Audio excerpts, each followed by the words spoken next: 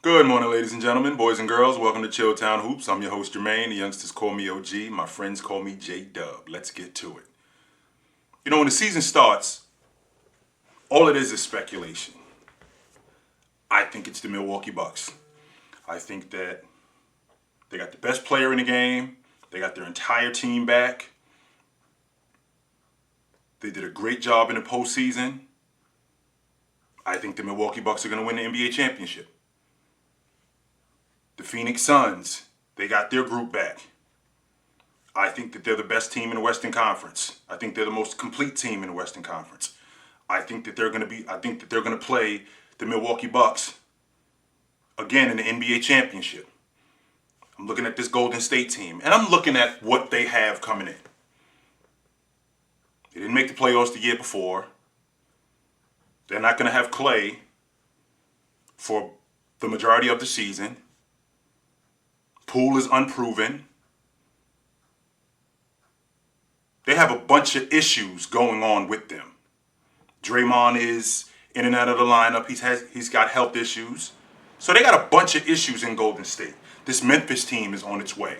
So I'm not really thinking about the Golden State Warriors winning the NBA championship early. But then things start to pick up. Steph Curry breaks the three-point record. And his game was going like this throughout the season. After he broke the three-point record, his numbers went down. I think that was something that he was pressing, and his numbers went down. Dre went out of the lineup.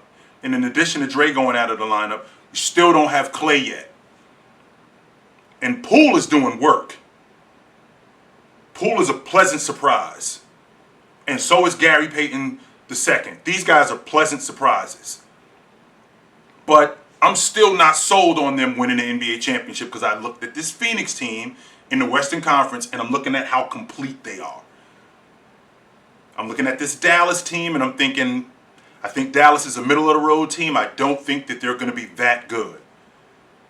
I didn't think that Denver had enough. I just didn't think that they had enough. With looking at what Joker was doing, I thought what Joker was doing was as much as they could possibly get. I didn't think that they could make a deep run in the playoffs with just him doing what he was doing. Meanwhile, this Golden State team is hanging around. And when I say they're hanging around, they're in the number 2 spot. They're in the number 3 spot. They're in the number 4 spot. They're back in the number 3 spot. And they're still there. So then we get past the All-Star break, and then Klay shows up. And mind you, this is a Klay Thompson who I haven't played pro basketball in 2 years. So this is an opportunity for me just to get back out there and show that I can hold up.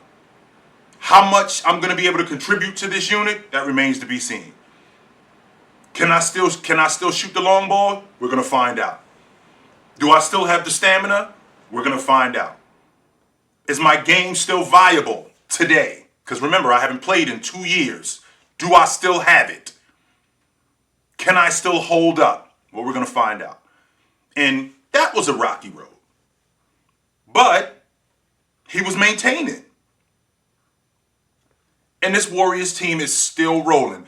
So now we get to March. And this thing is starting to come together. Even though, right when Klay Thompson got back in the lineup, Poole was in and out of the lineup, and that kind of screwed him up a little bit, and his production went down. He went from being a 16, 17 a game guy to now his numbers have gone down. Well, now we get to like the middle of March, and Steph's starting to play better. Klay is starting to play better. Draymond's getting healthy. This thing is starting to come together. But I'm still not sold. I'm not. And the reason why I'm not sold is because Chris Paul is out of the lineup in Phoenix. And in addition to him being out of the lineup in Phoenix, despite him being out of the lineup in Phoenix, they're still rolling. They're still rolling. So there's no reason for me to believe, and I said this in the past, that I had gotten sucked into the hype. I had forgotten who Chris Paul was. There was no reason for me to believe at that point that the Phoenix Suns weren't going to be the favorites in the Western Conference. They were in first place by 6 games. And nobody was close to them. Memphis looked young. Memphis looked viable. They looked fresh. But the thing I didn't like about Memphis was they were kids. And I always felt like with your unit, if I got vets, elite vets, I'll put my elite vets up against your kids any day. That's why I wasn't sold on Memphis. And I thought that they would be competitive, but that's why I wasn't sold on them, because I looked at Memphis exactly like that. If I have elite vets, I'll put my elite vets up against your kids any day. And I think that we'll outlast you. I always felt like that. And this thing is now starting to come together. We get to March. We get to April. And Steph gets hurt. But nobody's panicking. Nobody is panicking. Not in that Golden State locker room. Nobody's panicking. Me, on the other hand, I'm thinking to myself, Steph's going to come back late in the season. Will he be ready for the playoffs? They're going to probably see Denver in round 1. I think that they could beat them. But health is going to be an issue come playoff time, because no matter what you do, no matter how good you are, and I stand on the logic that being good isn't good enough. You need some things to go your way. You're not going to get far just being great. Nah, you need to have some things go in your favor. So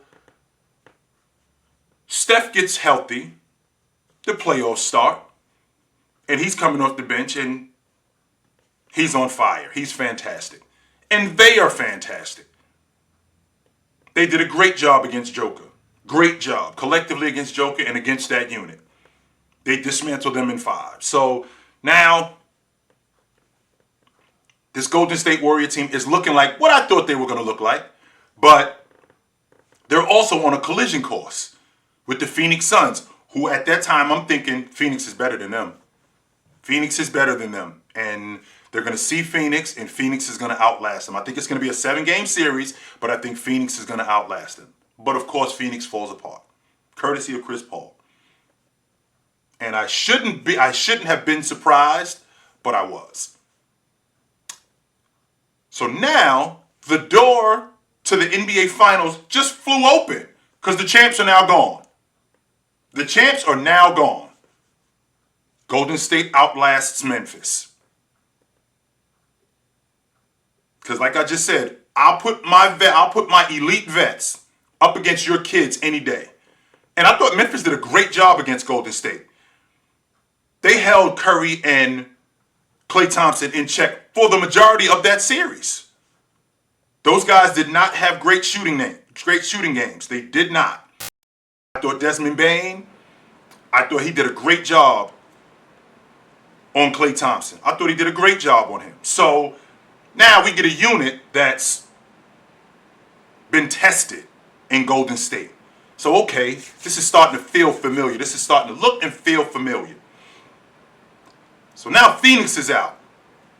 And now we got Dallas, who I thought that they were a middle-of-the-road team. And they got hot late. But I didn't think that they had enough to beat Golden State. And it showed. Golden State outlasted them. And outlasted them simply because of 2 things. Number 1, they took better care of the basketball. They got on the backboard. And Andrew Wiggins was a huge part of that. He was an absolute huge part of that, which would explain why they did what they did. So, they handled them dudes. So now we get to the NBA Finals. And now we go up against a Boston team that's the number 1 defense in the league. They got guys like Jaylen Brown. They got guys like Jason Tatum. They got the Defensive Player of the Year in Marcus Smart. They got arguably the best defensive big man in the game in Robert Williams, who is hobbled, but he says he's ready to go. I think the Warriors are going to handle these dudes in 6 games. Because like I just told you a minute ago, I'll put my elite vets up against your kids any day. And I think that we'll outlast you. And that's exactly what happened. They outlasted them. What did Golden State do? They did a better job in taking care of the basketball. They did a better job in rebounding. Their offense, when I think about an offense where the ball is moving, where people are moving, I'm thinking about the triangle, how off balance that thing keeps the defense. I'm thinking about Greg Popovich's system. When in 2014, when they played against the Miami Heat, my head was doing this the entire time, how that ball was hopping.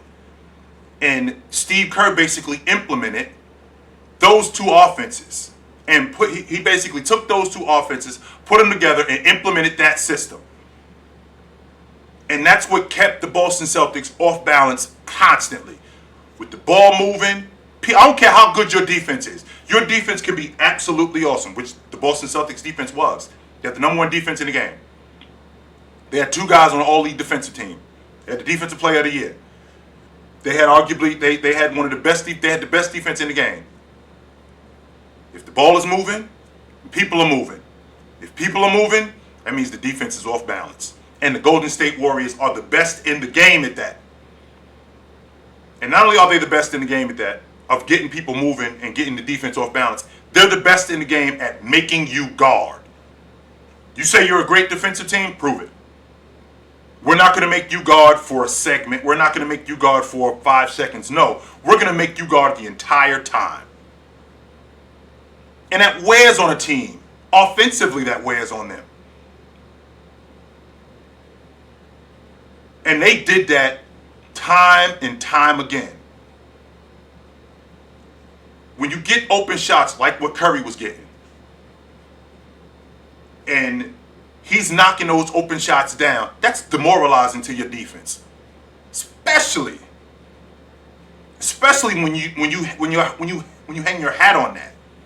Especially when you do that. So when I look at this group, when I look at this Golden State group, I look at everything that they did as a whole. I look at how big Draymond was. As bad as people want to say Draymond played in this series, they're not winning that series without him. They're not. They're not winning that series without him. Him being able to defend, him being able to rebound. Okay, he wasn't able to score as much. No. I thought they did a great job on Jason Tatum defensively. Great job on Jason Tatum defensively. He had over 100 turnovers in this playoffs. That's a record, by the way. I thought they did a great job on him. I thought they did a great job in getting Klay the basketball. I can't say enough about Andrew Wiggins, though. I can't. He is who, this season, Andrew Wiggins is who I was projecting him to be early on in his career. Not in year 8. This is in year 2, where I was expecting him to be, at minimum, an all-league defender. I was expecting that from him. Considering the athlete that he is. Considering how big he is. He's a bit of 6'8".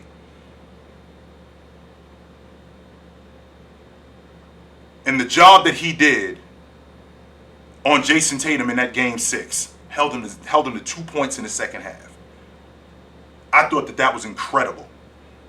And I think that that's a sign of things to come. Can he keep this up?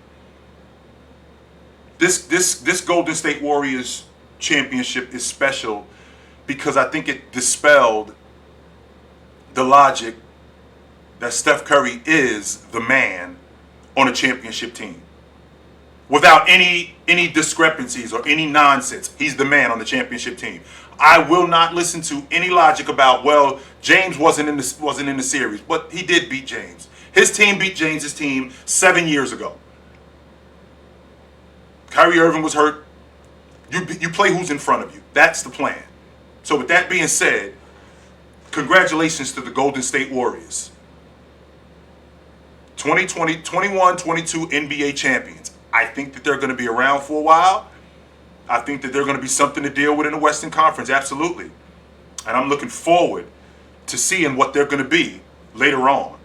Now, where does this move Steph Curry in terms of top 10 in terms of being an all-time great? Well, he was already an all-time great. I had him as I think I had him 14. I have him 14 all-time. However, after this performance, and once again, You are allowed to change your opinion when provided with new information. I am ready and willing with you guys to have a serious conversation about Steph Curry moving ahead of Jerry West and Oscar Robertson. I'm definitely down to do that. This is not a situation where I'm stuck in the past. No, I'm absolutely down to do that. No doubt about it. So I think that this moves him up the list, and I'm down to have a conversation about it. Absolutely. I'm not ready to put him in the top 10 yet. I'm not. But I'm down to have a conversation about it. I definitely am. So we're now in the off season, free agency, and I'm still going to be here, guys, for as long as you want me. So I'll hang around, and I'm here. So until then, take it light, but take it.